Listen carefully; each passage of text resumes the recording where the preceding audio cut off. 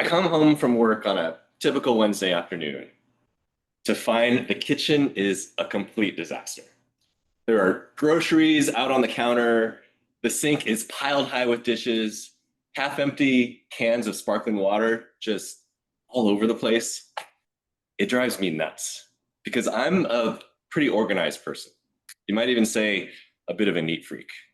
And I know that even though I didn't make this mess, I'm the one who's going to end up cleaning it up.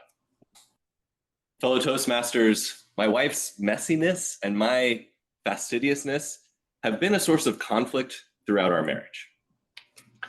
And it's easy to fall into critical, judgmental thoughts like, why can't she just be more organized like me? She needs to go through a metamorphosis. Or how does this mess not bother her? Is she blind? Or from Colleen's perspective, why can't Philip just relax a little bit? Or why did he touch my things again without asking me? Or my favorite, is Philip reorganizing the dishwasher after I already loaded it? How OCD can you get? Well, thankfully, we've recently come across this psychological framework that has allowed us to view each other in a more forgiving, more objective light.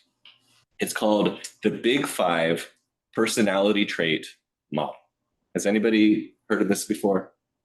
No. Oh, Sherry has. I'm somehow not surprised. But no, nobody else had. I guess it's been around for decades, but this was new to me. So let me show you what this looks like.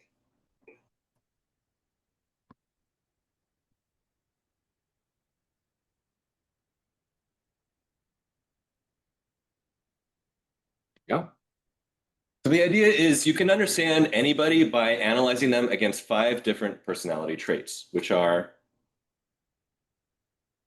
openness, conscientiousness, extroversion, agreeableness, and neuroticism.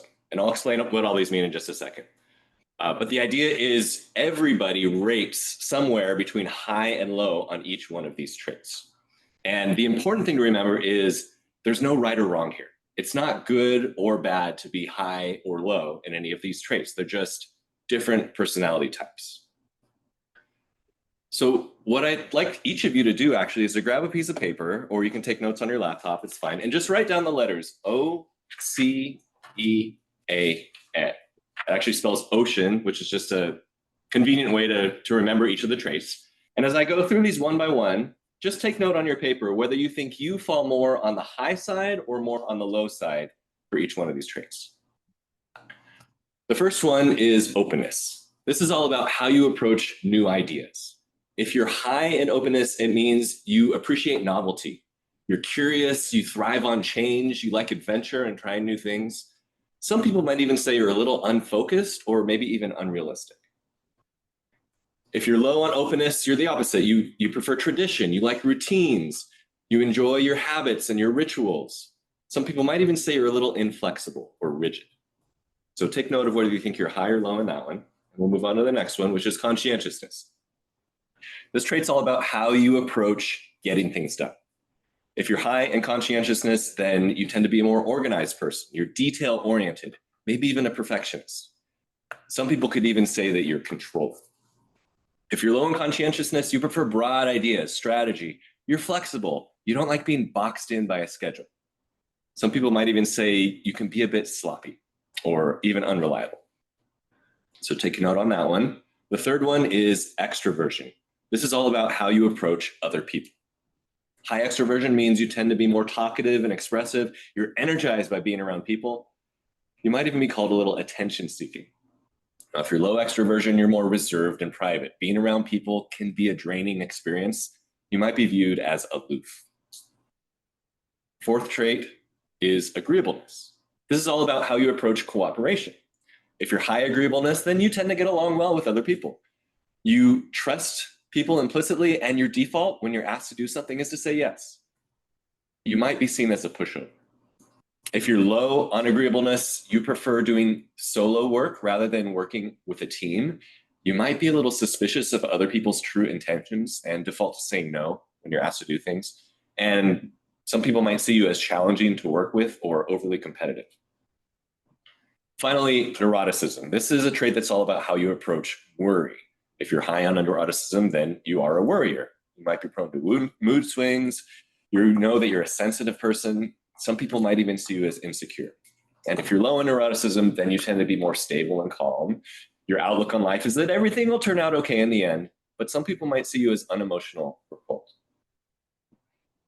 Okay, so you should now have a pretty good idea of how you rate on each of these traits. That's step one. But where this tool is really powerful is when you take your own traits and compare them side by side with someone else's. Then you can see where you're aligned and where you're disconnected. But how do you find out somebody else's personality traits? Well, one idea is to use context clues. Think about conversations you've had with that person, text messages, emails, every interaction that you've had, and just try to figure out, where do I think this person lies on each one of these traits? Or if you're comfortable, you can ask someone to take a personality test. There's one online that I really like at big5test.com. It takes about 10 minutes to fill it out. It's free. At the end, it gives you a really nice detailed report on not just whether you're high or low, but where you fall on the spectrum for each one of these traits. So that's what Colleen and I did. And before I show you the results, can you guess, based on the story I told about our messy kitchen, which one of these traits is our biggest difference?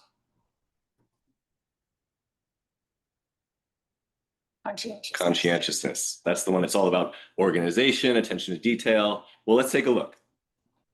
Here are our results. I am the green squares. Colleen are the red circles. And if you look at conscientiousness, you can see big gap, right? Colleen is fairly low on the scale. I am almost off the charts, way up at the top.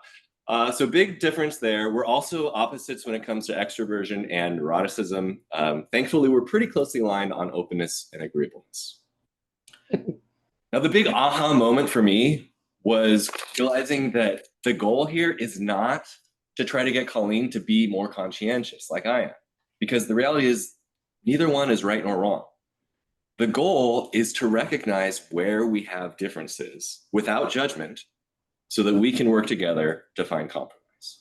And unfortunately, I don't have time today to get into what those compromises look like, but there are a lot of great resources, books, articles online. ChatGPT is a great one for finding a lot of helpful tips in this area.